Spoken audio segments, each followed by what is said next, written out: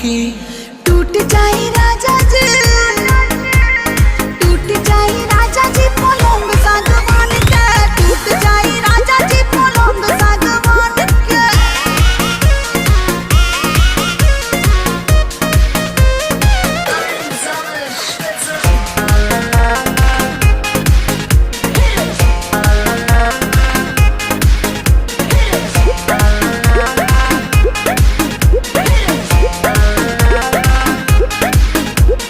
छुए द बदन की देखो न कटन की, चादर बिछा देहनी। पलम जी मन पिघला दे